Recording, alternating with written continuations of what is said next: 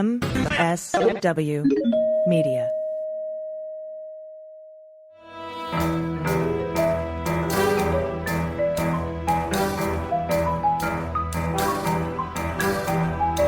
The rule of law is not just some lawyer's turn of phrase. It is the very foundation of our democracy. The essence of the rule of law is that like cases are treated alike. That there not be one rule for Democrats and another for Republicans, one rule for the powerful, another for the powerless, one rule for the rich and another for the poor, or different rules depending upon one's race or ethnicity. To serve as Attorney General at this critical time is a calling I am honored and eager to answer. So now it's clean up on aisle 45 time. And for a long while yet, it is going to be clean up on aisle 45. Hey everyone, welcome to episode 153 of Clean Up on Aisle 45. It's Wednesday, December 27th, 2023. It's our final show of the year. I'm Pete Strzok. Hey Pete, I'm Allison Gill. And if I sound echoey, it's because I'm recording from afar. I'm not in my studio. I'm traveling for the holidays. So I do apologize to our audiophiles for the echo that you're going to hear. But we have a lot to cover today. Per usual, it never stops, including updates on the E. Jean Carroll case, which is set to go to trial January 16th. We have updates on the New York Attorney General civil fraud trial, and closing arguments for that are January 11th. And we have a brand new phone call, a perfect phone call of Donald Trump and Ronna McDaniel pressuring Michigan canvassers not to certify the Detroit election results. And Pete, these are different from the two lawmakers, including Lee Chatfield, whose two staffers were just indicted by Dana Nessel. This is different from those two lawmakers traveling to D.C. to speak with Donald Trump. These are two of the canvassers, and canvassers were remember Hartman and the other one who had to sign off basically on the certification of the election. Yeah, and I'm curious, and we can talk about here in a little bit, how new this is. I mean, it's new to us and the public, right? But the question is it new to Dana Nessel and her investigators in Michigan? Is it new to Jack Smith and his federal investigators? I suspect it is not, but certainly a bunch to talk about there. And not just in New York and Michigan, but we have a lot to cover in Georgia as well, including some big court losses for Jeffrey Clark and Mark Meadows. And Trevian Kutti's lawyers have withdrawn from representing her. We also have some updates on Rudy Giuliani and a sleeper trial that could start in March if the D.C. Jack Smith trial is delayed by Trump's immunity appeal. But first, we have some patrons to thank. Your support makes this show possible, so thank you so very much. We have Catherine Gilbert White is totally awesome at her job. Krista Manning, only joined to hear P.S. swear. Heart you both, thanks for all you do. Devil went down to Georgia. He was looking for an election to steal. He was in a bind. He was way behind by 11,780 votes. Star Lanus, Sharon Tikalski. Take a load off Fani. Take a load off for free. Take a load off Fani. And you put the load right on DJT. At Dirt Road Dems, Christine Tatchner, and David Chandler. Thank all of you so very much, particularly at the end of the year. We are especially thankful for you because you make this possible. All of the journalism that we're bringing to you, the folks behind the scenes who do extraordinary work to put the show together, you're the ones who make it possible. So thank you so very much for being part of the team. Yeah, and these are our Hall of Famers. This is the Hall of Fame show. So extra special thanks to y'all. All right. There were a couple of bombshell news stories this week. So let's start with one of them in the Fulton County case. The 11th Circuit has denied Mark Meadows' bid to remove his case from state court to federal court. And it's not really the denial that's the news, because we were kind of expecting it to be denied, but it's the reasons why and the judge that penned the opinion. The case was argued before a 3-judge panel in the 11th Circuit, notoriously conservative circuit, and famously expeditious circuit. And the 3 judges hearing the case were Judge Pryor, who's a GW appointee, Judge Abudu, a Biden appointee, and Judge Rosenbaum, an Obama appointee. Now, Judge Pryor He's the chief judge of the 11th Circuit. This 3-judge panel unanimously rejected Mark Meadows' motion to remove his case to federal court for 2 reasons. First, they argued that the removal statute does not apply to former federal officials. But even if it did, the 3-judge panel says that the behavior Meadows is charged with does not fall within the scope of his job as the White House chief of staff. In fact, quite the opposite. Much of his behavior actually violated the Hatch Act. And Judge Pryor, the conservative judge who is well respected by conservatives on the Supreme Court and on the federal bench and is said to have a close relationship with Clarence Thomas, ruled that because elections are administered by the states and not the federal government, the executive branch employees, they cannot claim that election oversight is part of their job. Additionally, campaigning or electioneering is not part of anyone's job. The courts and the DOJ have been consistent on this point in decisions going back to Mo Brooks trying to get certified by the DOJ. The district court in this case also has made this ruling several times, the DC Circuit in the January 6th case and more. So, Pete, I think this decision and the fact that it was Judge Pryor who penned it, I think it'll have far-reaching implications for other cases. And I imagine it'll be maybe cited in Jack Smith's brief due to the DC Circuit Court in Trump's bid to have his case tossed out on immunity grounds. Trump is arguing that everything he did was within the outer perimeter of his duties as president. So I would look for Jack Smith to quote Judge Pryor and his decision in the Meadows case, maybe in an even if scenario, when he hands in his response on December 30th. That's when that's due. 3 more sleeps. As in, maybe saying something like, presidents do not have the divine right of kings, but even if this court determines a president enjoys some kind of criminal immunity for official acts, you can't on these acts. The administration of elections cannot be conducted by members of the executive branch as elections are administered by the states. See Judge Pryor. They could quote Judge Chutkan, maybe the several SCOTUS decisions that have come out, like Moore v. Harper, for example, that say the same thing. Sandlin, Holder, there's a lot of SCOTUS decisions that fall in this category.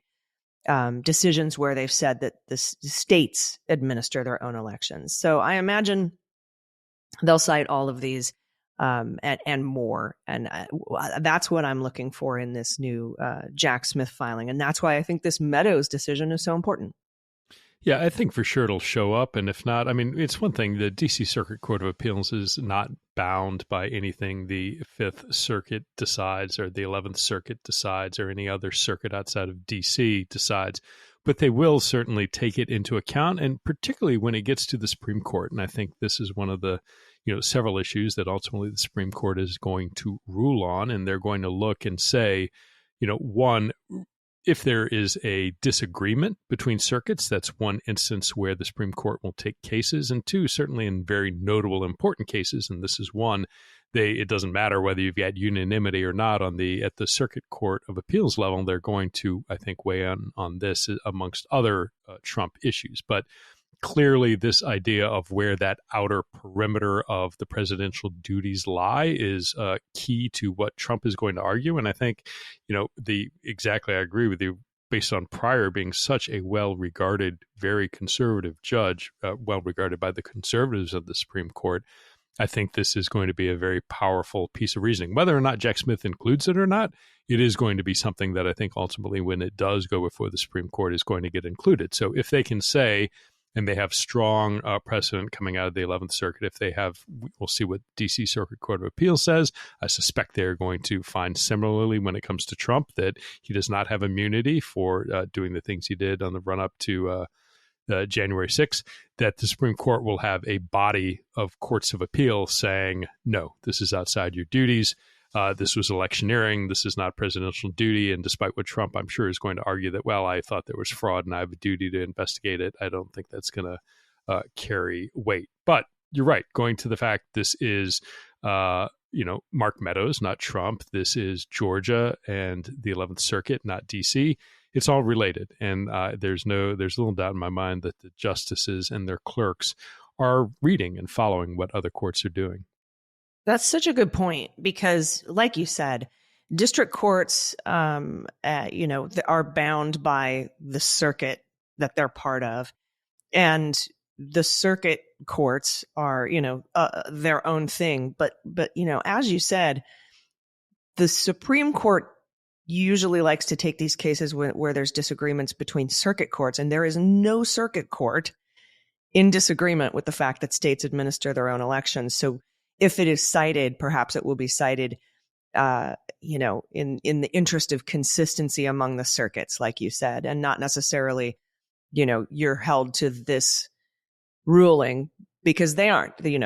Each circuit is its own circuit, and DC Circuit is different from 11th Circuit. But yeah, for consistency's sake and the fact, maybe when this goes up to the Supreme Court, then that could be a pretty compelling argument. We have no, we have no disagreements between circuits here.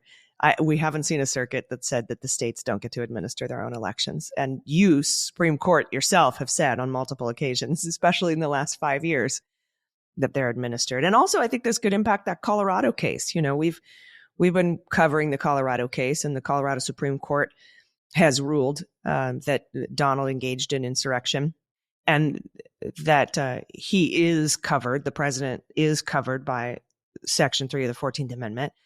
But also the argument that states administer their own elections means that if the Supreme Court wants to overturn this, which I think they will, they're going to have to tie themselves into knots to do it because of their own rulings on states administering their own elections.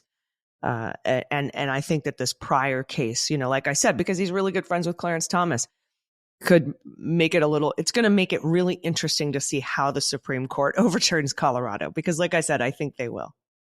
Yeah, I think so too. And there are other states coming. I mean, there's several, I think maybe even 10 or more states that have similar challenges on the books. And I would expect some, if not all, probably some, to be like Colorado and decide that no, his acts in fact did trigger the 14th Amendment and he can't be on the ballot. So when the court takes this on, and, I think I agree with you, is going to rule that, he can't be barred from the ballot, they're going to have to do that in a way that has some universal applicability beyond Colorado. So I think, there is, the states do conduct their own voting, but you're talking about triggering the 14th Amendment of the Constitution, not of the state of Colorado, but of the United States of America. So there's a federal hook there. There is a Supreme Court interest, since you're talking about the U.S. Constitution rather than the state constitution, which is creating this action. But, all of this is coming together, and these things all overlap. And so on the one hand, while I don't have a lot of hope that the court is going to say, Trump is going to remain off the ballot, I do have some hope that, particularly given this ruling that Judge Pryor penned, that they're going to say, no, what you were doing, what you're alleged to have done in the run up to January 6th was not presidential duties. You don't have immunity, and that you can face trial.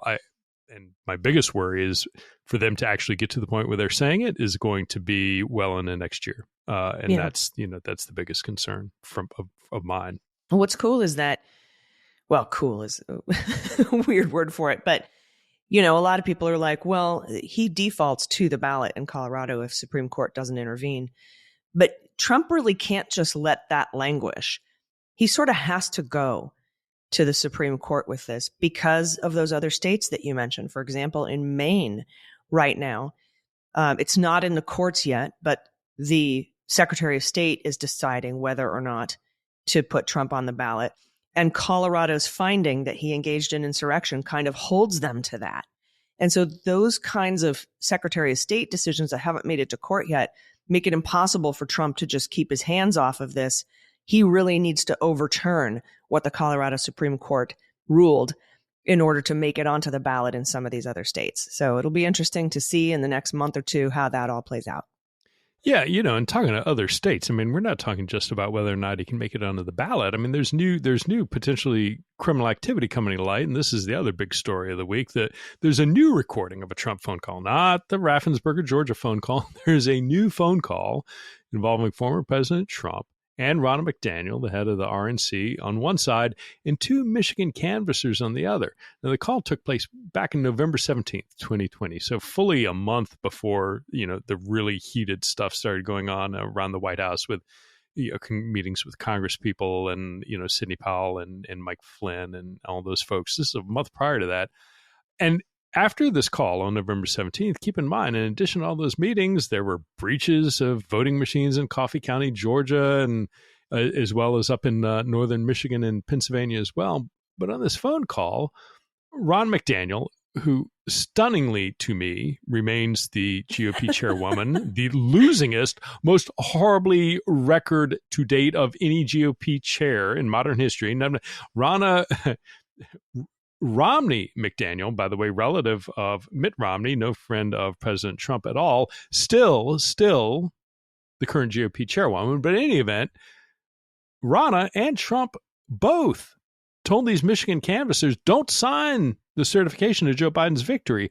And if you don't, we'll get you legal representation. Now, the call has long been known to reporters, but the content of the call is what's new. And several reporters, at least I think from the Detroit Free Press, heard the call. I don't think it was the entirety of the call. It sounds like somebody started recording sort of midway through the conversation and may or may not have recorded it all the way through. But in any event, now reporters have heard it. And what's interesting are the implications of this. Like, as you mentioned, Michigan has already indicted their 16 fraudulent electors.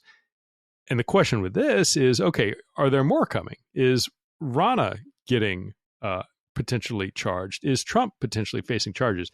And there's certainly a question of whether or not this is something of value, right? I mean, it's like, don't sign the certification and we won't get you legal representation. There's a quid pro quo there, right? If you do this for me, in exchange, I will provide you legal representation.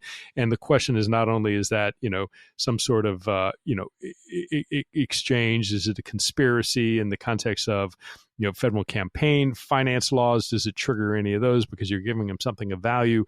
There are a lot of potential criminal aspects to this, both at the federal level as well as at the Michigan state level. And as we've seen, Michigan has been out in front doing an extraordinary job of investigating and charging people involved with fraud around the 2020 elections. So, all of this, I don't, why now? Why did it make it to the press? Who played it to the press? Is somebody trying to get out ahead of something, ahead of some indictments? Is somebody cooperating? Is Ronna cooperating? God knows Trump is not. But at some point, her behavior across the board and her presence, I mean, keep in mind, she was at and around so many of these bad acts surrounding the alleged criminal activity in 2020. It is surprising to me that she hasn't faced criminal exposure that we know of anywhere. But this Michigan, the reporting about the conversation sure doesn't look good. She was heavily involved in what Andy and I were talking about pretty early on. About a year ago, we started talking about potential fraud charges for fundraising off the big lie, deceiving donors. And Ronna was part of, with Salesforce, that third party vendor, to set up those ads and put them out. And recently, Jack Smith, for reasons we don't know, pulled his subpoenas of the Trump campaign and the RNC. And so that right there either says he's not going after those charges, or perhaps he's got somebody who's giving him all the information he needs and he doesn't have to have the subpoenas out there anymore, which is why I keep thinking of Ronna McDaniel. And it wouldn't be unheard of for somebody who continues to work for Trump or the Republican Party to be assisting investigators, whether they're state or federal investigators, because we've got, the Wiles lady who works on his campaign now. We've got several people who continue to work for Donald Trump who are also cooperating with the government, or at least if they're not fully cooperating, they are giving information to the government, whether, like I said, whether it's state or federal.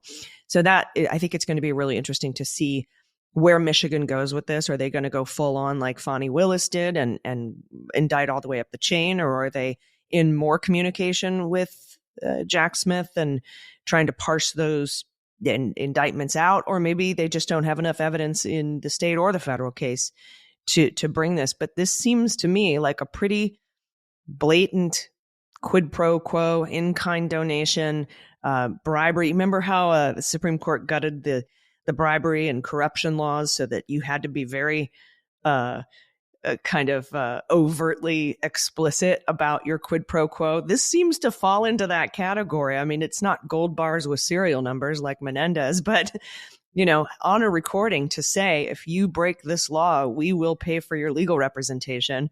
That seems like it could fall under those bribery and corruption charges. But I don't know enough about the law, but it would be weird to me at this point, Pete, to just sort of let this go, Yeah, completely. And I need to correct what I said earlier. It wasn't the Free Press. This is actually out of the Detroit News and Craig Mauger. But, he points out that it was somebody who was recorded it, who was present for part of the conversation, noted that, Ronna McDaniel is a Michigan native. But it starts out, Trump is sitting there saying, Ronna McDaniel says you'd look, quote unquote, terrible if you signed the documents after they first voted in opposition. And then Trump continues, we've got to fight for our country. We can't let these people take our country away from us. And then McDaniel continues, if you can go home tonight, do not sign it. We won't get you attorneys. To which Trump added, we'll take care of that. So, yeah, you're absolutely right. I mean, great reporting from Craig Mauger, but it is hard to look at that and not see that this is exactly a, don't do this. We'll get you attorneys in exchange. So yeah, we'll see how it goes. But, and again, I think, Dana Nessel and the entire the Attorney General's office out of Michigan has been very strong in pursuing election crime, and I would be willing to bet this public reporting is not the first time they have heard the tapes. I would hope, but stay tuned. Yeah, no, I would think so too. And I imagine it was somebody, because people started recording phone calls with Trump when they realized he was pressuring them to violate their oaths of office. Raffensperger, for example, like, we better record these calls. The guy in Arizona just didn't answer his phone, so I could envision a scenario where somebody was on that call with the canvassers on their end of the line and said, well, shit, we better record this. They're telling us to break the law. But who knows where they came from? I'm assuming we'll find out at some point. But we patiently await all of this information, whether it come through speaking indictments, additional indictments, superseding indictments, cleanup indictments in D.C. from Jack Smith, or his report for his declination decisions. But I think we will get that information. It's just a question of when. All right, everybody, we have more news to get to, but we have to take a quick break. Stick around. We'll be right back.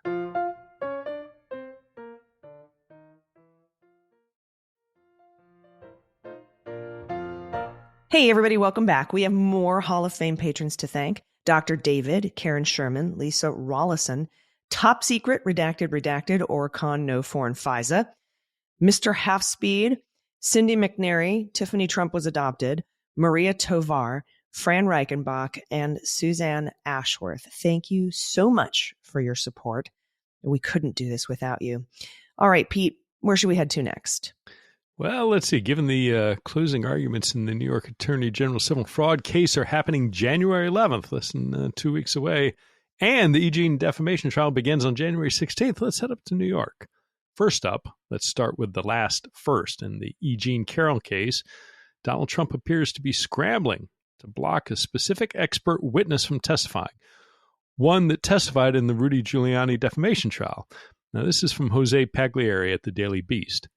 At this point, the last person Trump's lawyers want to see is the court expert who put a hefty 9-figure price tag on Giuliani's misbehavior. The target of their ire? A Northwestern University marketing professor who analyzes social media trends.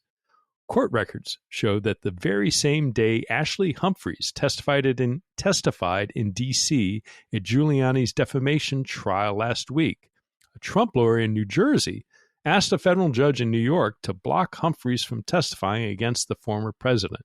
Quote, "This court should simply exclude Dr. Humphreys' testimony altogether," unquote. Insert your airplane joke here. Trump defense lawyer Michael Madeo wrote last Wednesday, asking the judge for a last-minute show of grace to avoid what could be a financial coup de grace for Trump.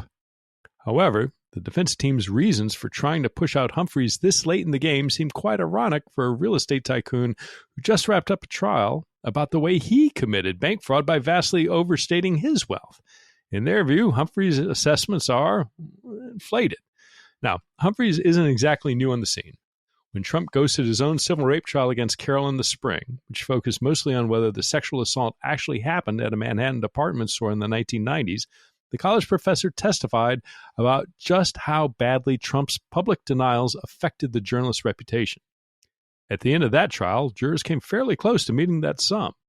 Of the $5 million they awarded Carroll, the cost they associated with Humphrey's reputation repair was $1.7 million. However, that first Carroll trial focused on a relatively obscure public statement Trump made on October 12th, 2022, after he left office, at a time when the White House press corps wasn't even circulating every flippant remark that came out of his mouth. Although the statement was posted to his eponymous website and his Truth Social media network account, it didn't carry nearly as far as the initial denials he made as president. And, I'll add that I watched the morning I went to Rudy's trial with Shane Moss and Ruby Freeman. Humphreys was on the stand. She went through and that was the entirety of the morning. She was on the stand walking through her methodology, the report, how she went about the various phases of identifying what the defamatory statements were, their reach, and the cost of what the damage was and the cost of remediating it. And it was very compelling. I mean, she is, she is a professor, but not kind of an ivory tower, hard to understand professor. I thought she did an excellent job of explaining to the jury in terms and in a way the jury could understand exactly what her process was, that it wasn't, that it was a rigorous process, walking through the various sources of her data and how she went about calculating the damage. And, at the end of the day, her expertise is on marketing and internet communications and the way that information travels on the internet, how you change people's minds in a marketing context. And I thought she did an excellent job of explaining in a way that made sense.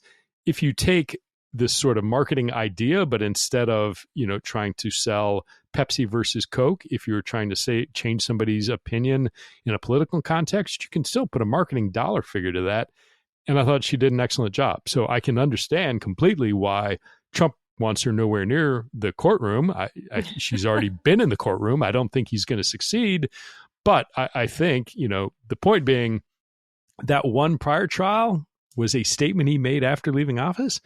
This is going to be wildly more potentially damaging in the context of the damage to E. Jean Carroll's reputation, because this upcoming trial is for the things he said while he had the bully pulpit of the presidency. And I think that the reach, and certainly she went through on Rudy's case, it was like a very narrow subset of defamatory statements that Rudy made. And it's Rudy.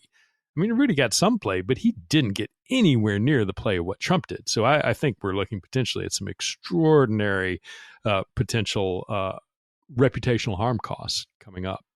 Well, excellent. Yeah, because, I sat and wondered, why did E. Jean get only $5 million and Rudy got, hit with $148 million judgment against him? And it's probably this lady. And because, like you said, those statements that Trump made for the first E. Jean case, and Jose Pagliari pointed this out, it was a very obscure statement he made in 2022.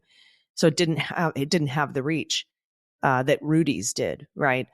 But like you said, I have to imagine that things you say as president with the entire press corps listening got a lot more traction than what Rudy did. So I don't know if we're going to see a larger settlement, or not settlement, but a larger award for this particular case over what Rudy had. But she's going to be up there spelling it out. And that makes sense why Trump is scrambling after what she did at the Rudy trial to keep her off of the witness stand. I don't think he'll be successful. No, I don't either. I mean, and if he is not successful and she is able to, I mean, again, going back to what she did with Rudy in the Shane Moss or Ruby Freeman context, she went through said, okay, here is Rudy's defamatory statement. And she did, identified X many defamatory statements. And then for each one, went through and said, it appeared on social media X many times, this many times on Twitter, this many times on Facebook that we can tell, this many times on YouTube, it appeared on broadcast media, this many times, it appeared on podcasts, this many times, and essentially went through and where it was possible to calculate the number of times it appeared, went through each of those sectors to calculate the total reach and then say, okay, what are the number of impressions that made? And if you have, a certain, I'm sorry, this is getting way technical for the audience, but like, out of 100 people listening to it in MSNBC, probably most of those people aren't going to really be receptive to what Trump is saying. But on the other hand, those people listening to Fox, it's going to be a much greater percentage. So using all these mathematical equations to kind of really bore down, it's not just, a million people heard it, so therefore you got to change a million people's minds. No, she sort of like looked individual sort of media by media, appearance by appearance, to talk about the number of people who actually would have heard it and been receptive to what Trump was saying, and that those are the people whose minds you need to choose. So, or change rather, to repair that reputation. So again, when that damage award for Shane Moss and Ruby Freeman wasn't everybody who heard what Rudy said. That was only to change the mind of the people, right, that she thought might have been receptive to what Rudy was saying. So it's a long way of saying I was impressed by the sort of scientific process of it and how rigorous it was. But the point being, if the number that was arrived at for Rudy in Rudy's reach was as large as it is, Trump is absolutely going to be higher. So, we'll see. I don't know that means that his, the award from New York will be the same. I don't know what New York's limits are. I don't know what the sort of context of what goes to the jury is or isn't, but it's significant is the short takeaway. Yeah. Yeah. And just for the record here, Trump has also asked for a 90-day stay while he appeals on this trial, while he appeals his immunity claim in the E. Jean case to the Supreme Court. So I don't think he'll get that 90-day stay, but we don't have a ruling yet. But this is an immunity appeal, much like he's doing in the DC case, saying that he is absolutely immune from civil damages. But this has been decided multiple times, civil stuff for immunity. So it could be either just, I imagine they just won't hear it. Because it's already been ruled on in other cases and in other contexts, including the first E. Jean Carroll case. So we'll see how that ends up turning out. And we'll let you know on this show when we get a ruling there. All right. Speaking of Rudy, as you know, a jury of 8 unanimously awarded Ruby Freeman and Shane Moss $148 million in their defamation suit. A few quick updates, though, since that happened. Remember when Moss and Freeman filed a motion to seek money owed to them in other jurisdictions? And at that point, they were owed about $140,000 in attorney's fees, or maybe $240,000, somewhere in that range. And that was in the form of sanctions issued by Judge Beryl Howell. And at the time, Judge Howell denied Moss and Freeman's motion, saying, "We're going to have a final judgment soon. So we will just add this to that total judgment, and then you can ask to go after that money in other jurisdictions at that time, because I don't think I have the power to have you do that right now. I don't know what that looks like. So we'll just wait for the final judgment." Well, they did. And the same day, Judge Howell lifted the automatic stay that usually accompanies these awards and allowed Moss and Freeman to seek their money immediately and in other jurisdictions. But then Rudy immediately filed for Chapter 11 bankruptcy. We saw this coming, right? That filing puts the stay back on the award. It's automatic, and it might be why he filed for bankruptcy in the first place. And even though these kinds of torts aren't dischargeable under bankruptcy law, Rudy knows the filing automatically stays the payment until the bankruptcy court rules. So he may just be buying a few more weeks to hang out with his money before every single dime he has and every single penny he makes going forward are given to Shane Moss and Ruby Freeman. Meanwhile, Ruby Freeman and Shane Moss have filed a second lawsuit against Rudy, this time for the defamatory statements he made outside the courtroom and on his podcast, all of which have already been determined to be defamatory. And they've asked for an injunction, which is a court order that would prevent Rudy from continuing to lie about the two women. And if that court order is issued, Pete, and his speech is enjoined, a violation could lead to jail time. And we've already seen Judge Beryl Howell and her exasperation with Rudy's tactics here. She's at the end of her rope with Rudy. So maybe for the first time, we can envision someone being jailed for contempt. And I think that would be a pretty easy call for Judge Howell to make were she to enter this injunction. Yeah, and again, she hinted at that the morning I was there before the jury came in when Shamos and Ruby Freeman's attorneys made the point that, hey, after they went out and they were talking about us, in violation of the court's order just last night, and she essentially alluded to the fact that, well, that you had asked for injunctive relief earlier, and perhaps I should have done that, and you may in the future, and made comments that there might be further things coming down the line separate and distinct from the damage determination from trial. So she recurringly chided Rudy's attorney about his inability to control his client. His clients continued talking about it. So if he does, that would be more, I think, satisfying for a lot of reasons to see Rudy get his ass thrown in jail for continued defamation. But the other weird thing is, like, I didn't realize, like, bankruptcy judges are actually Article 1 that Congress establishes them. So, they're judges, and they're appointed not for life, but they have their own independence and their own timetable and way of doing things. And so it will be curious to see how fast this moves, and particularly given all the dueling creditors who are trying to get after Rudy's money. We'll see where that goes. But, like you said, the good news is that in the case of at least Moss and Freeman, this never goes away. This is something that they can, seek to apply to Rudy for the rest of his natural life until that judgment is satisfied. It never will be, but at least Rudy never has the sort of peace of mind of having, a free and clear financial picture for the rest of his life. Yeah, that, or he may be in prison for something else by that point. So we'll see what ends up happening. Time will tell. We have to take another quick break. We have more news to get to. So everybody stick around. We'll be right back.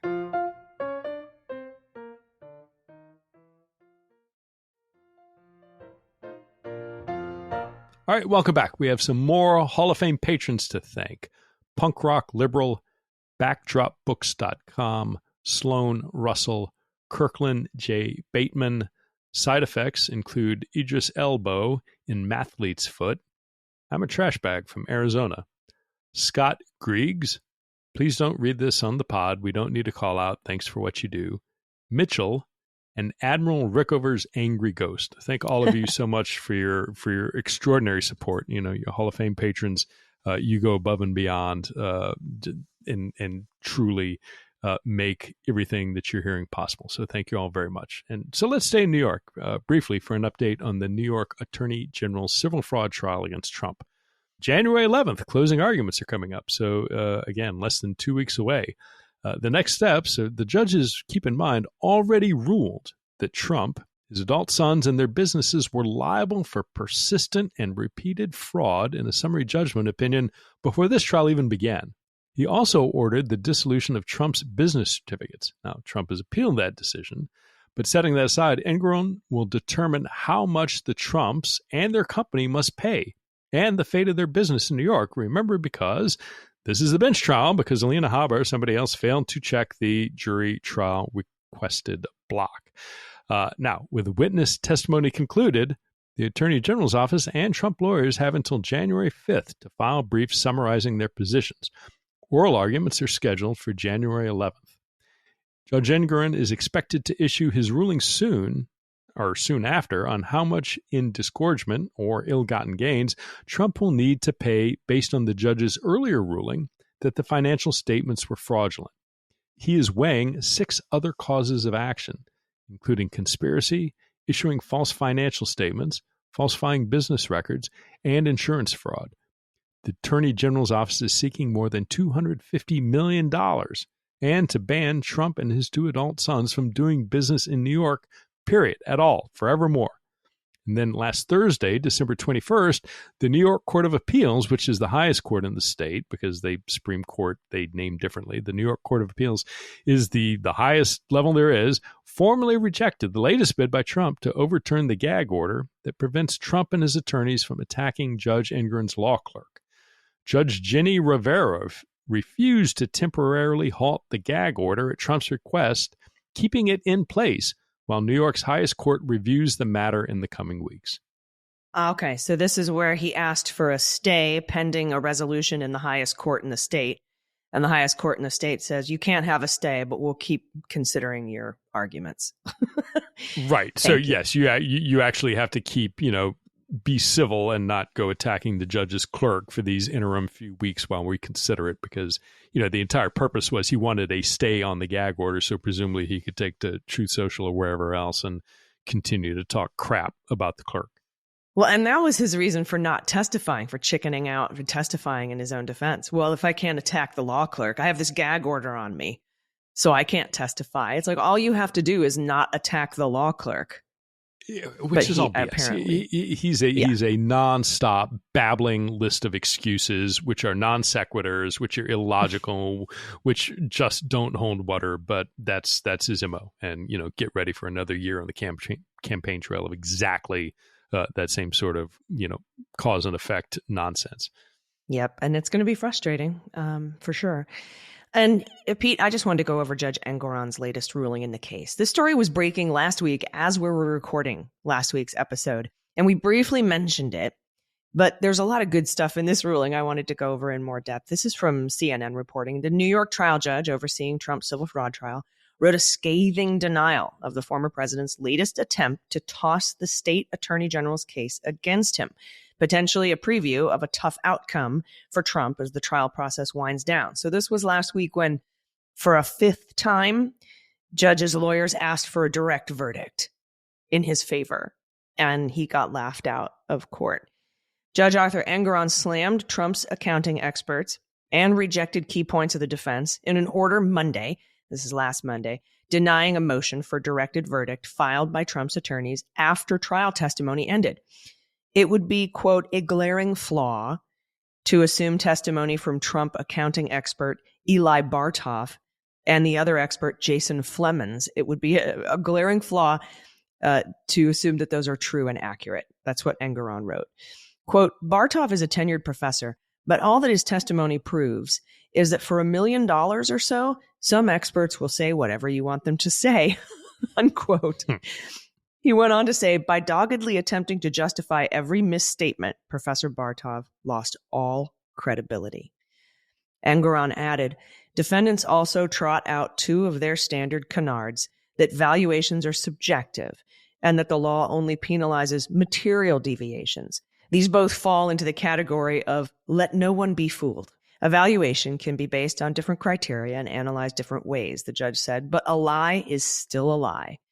The judge on Monday also knocked a defense argument frequently touted by Trump that disclaimers on his financial statements protect him from liability. Quote, they are not disclaimers at all. They are not the defendant's statements, and they certainly do not shield defendants from liability. If anything, they expose defendants to liability. That's what he said. He also said he found the Attorney General's expert on disgorgement credible and said that the banks that lent Trump the money were injured, despite the defense claims that the banks love Trump's business. Quote, if you pay a lower interest rate on a loan by overstating the value of any of your assets, thus lowering the perceived risk to the lender, your gains are ill-gotten. That's what Judge Engoron said.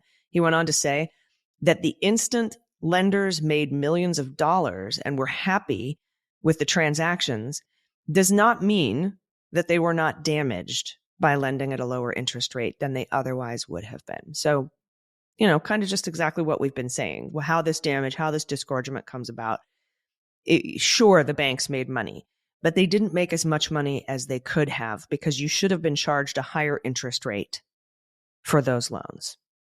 Yeah, and look, the banks have a duty to the shareholders to maximize the profit. I mean, that's whether or not there's a shareholder lawsuit coming. I mean, who knows? But at the end of the day, if you lost 1 or 2 points or however much it was on lower interest rates because Trump falsified this, how the health of his financial situation, it's lost money. It's lost money to the bank. It's lost money to the bank shareholders. And and going back to Bartov, I mean, his opportunity, I mean, I'm glad he got his near $1 million, but to have a judge in writing say that you have lost all credibility, your future employment potential as an expert, that's the kind of thing that an opposing attorney, if Bartov chooses to go and, appear as an expert at another trial, you got to believe the opposing attorney is going to sit there and say, oh, let's pull out this opinion. Now, I would. The judge here says you lost all credibility by doggedly attempting to justify every statement. Why should he didn't believe you then. Why should we believe you now? So I hope that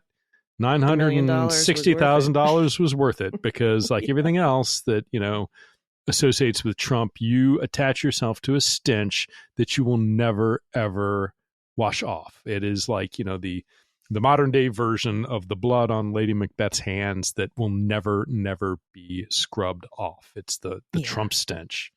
Not only would I sell my entire future reputation for $1 million, I wouldn't sell my soul for it either. So I'm not sure why Bartov did this.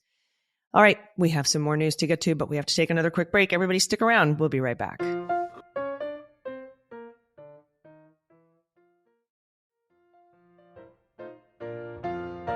All right, everybody, welcome back. Our final batch of Hall of Fame patrons to thank. January 20 baby, we share a birthday.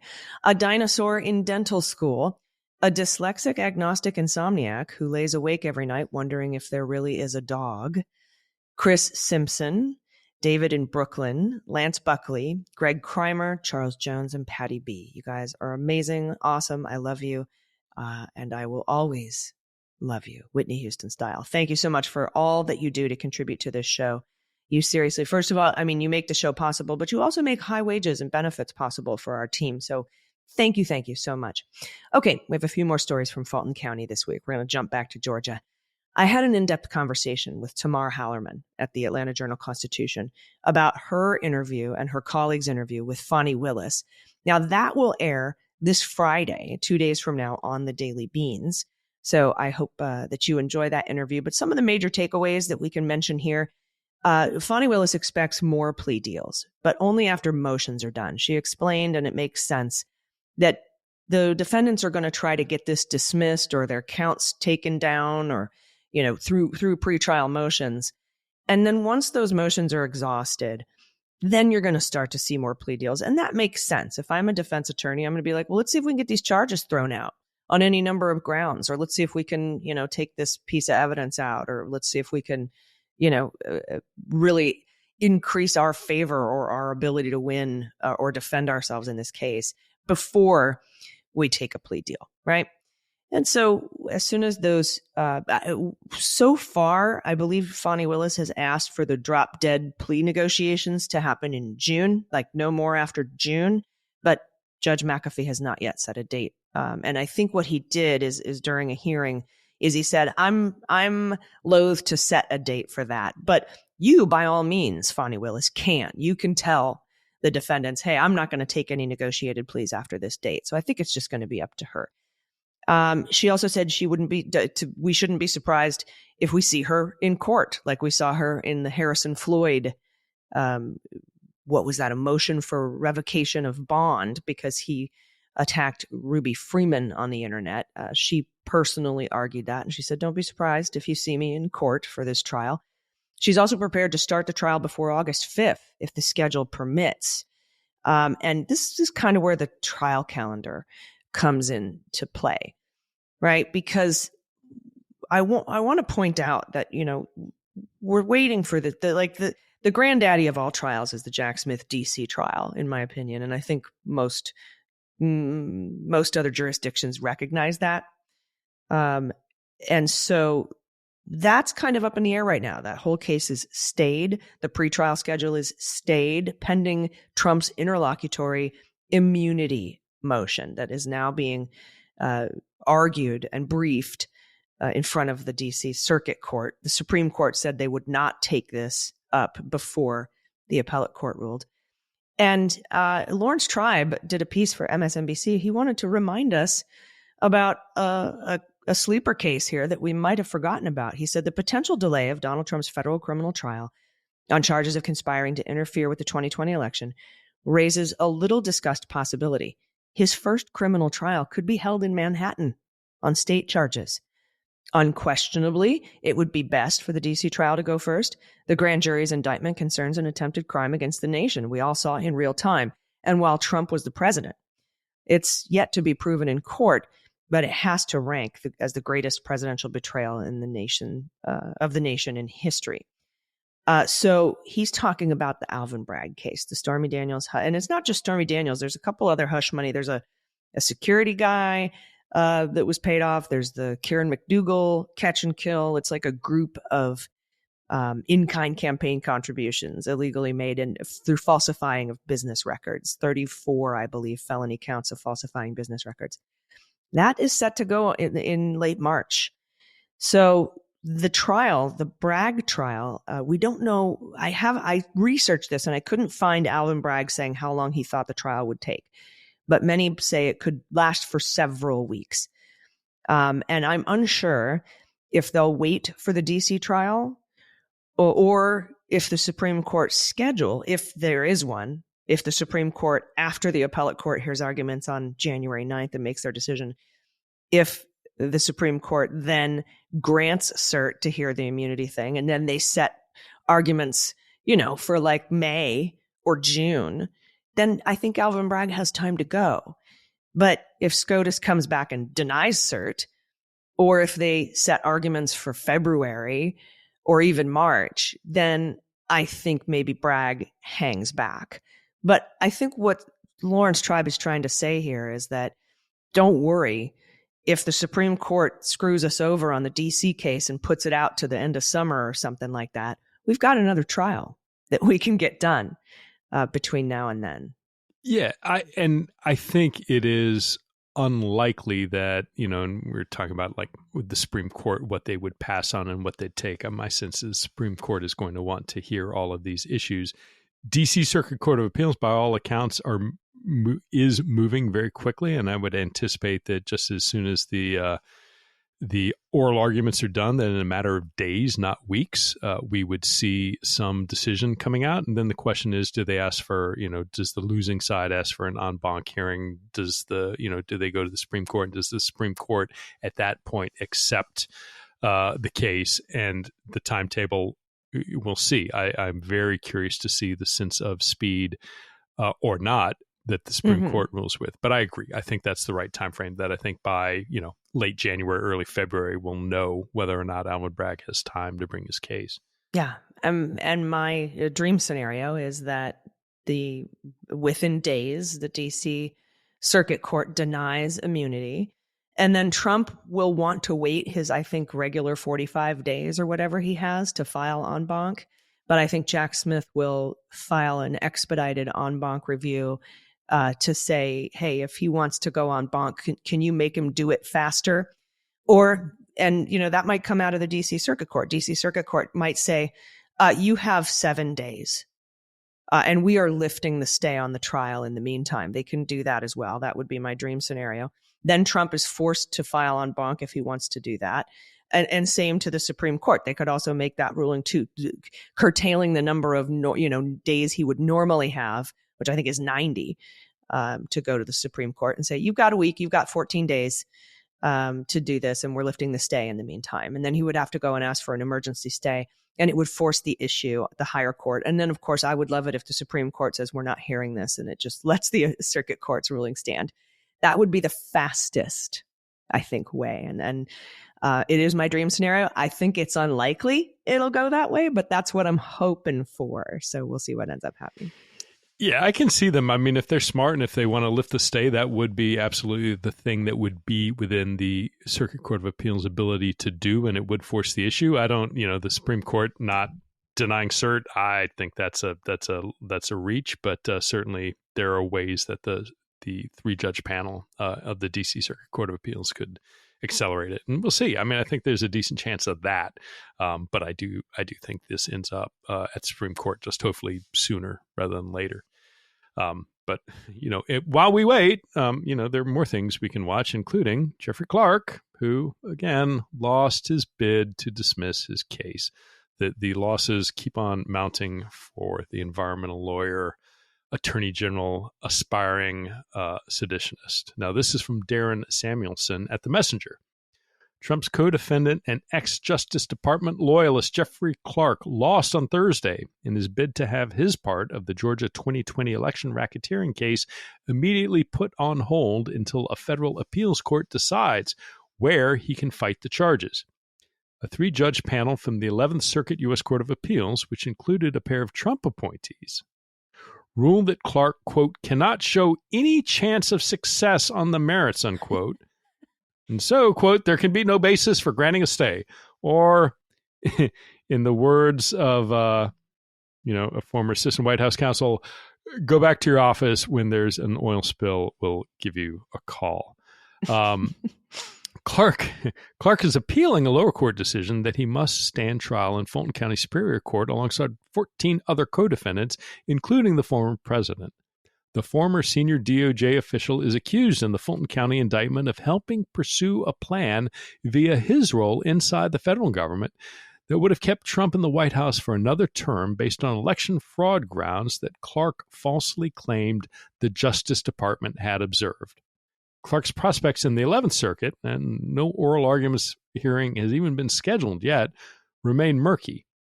On Monday, a separate three-judge panel unanimously denied former Trump White House Chief of Staff Mark Meadows' bid to make the same leap from Georgia into federal court. That opinion got issued on the next business day after the court heard oral arguments, with Meadows now on the clock to decide whether to appeal their decision for a rehearing before the same three-judge panel, ask all of the judges in the circuit for an en banc review, or to seek a hearing before the U.S. Supreme Court. And the 11th Circuit is also considering a separate bid from the so-called fake electors David Schaefer, Kathy Latham, and Sean Still, who are also seeking to get their portion of the Georgia case shifted into federal court. Like Meadows and Clark, they lost in the federal district court. No oral arguments hearing has been scheduled. On Friday, Circuit Court Judge Nancy Abudu, a President Biden appointee, granted the three co-defendants an extension to file their next brief by January 18th. Again, the prospect, if Mark Meadows, the chief of staff to the president with extraordinary broad duties, gets shot down, I cannot see Jeffrey Clark, let alone the three electors who are claiming that, well, since we're federal electors, we're federal officials. Come on, give me a break. I pay federal taxes, therefore I'm a federal. I mean, no, that's not the way it works. Especially the ruling from prior saying it doesn't apply to former federal officials. Although I think SCOTUS has a good chance of overturning that. And I think it probably should apply to former federal officials, the removal statute. But We'll see what ends up happening, Yeah, agree with you. I mean, there's too much mischief that, as both of us, former federal officials, I can, what I want to prevent is not so much, the bad faith reason these arguments are being made by Meadows and others, but in fact, if you get, Attorney General Jeff Clark in the next Trump administration who would choose to go after all kinds of, or Ken Paxton down in Texas decides that while at the VA, Allison Gill did something horrible in Texas and chooses to charge you, it seems to me that former officials should have some measure of defense, even though they are no longer in the government. But absolutely, without a question, if it is action outside the scope of your official duties, I mean, that's the sort of, you need both planks. And that's where all of these things fall apart. I mean, sedition, obstructing peaceful transfer of power, nullifying a lawful vote, these are not in anybody's legitimate official job duties. And so that's where I think all of these fail. Yeah, agreed. Well, thank you, everyone. Again, thanks to all of our Hall of Fame patrons. I hope everyone had a wonderful, peaceful, happy, delightful holiday, whether it was with your fam or your chosen fam or yourself. And also, I want to let everybody know who doesn't always have the best holiday season, that I see you too, and that I'm sending my thoughts to you as well. Do you have any final thoughts before we get out of here for the year? For the year? No, that's it. Again, enjoy your New Year's Eve and New Year's Day. Get some rest and buckle up because we got a lot coming next year. Yeah, we'll be doing a bonus episode for patrons this week. So I guess that will technically be the last episode of the year. And Fair. I'll be letting everybody know when we'll send the RSVPs out for our April 20th DC hangout. Our thank you to patrons for making this show work. I'll let you know with plenty of advance notice when that RSVP is going to hit your inbox.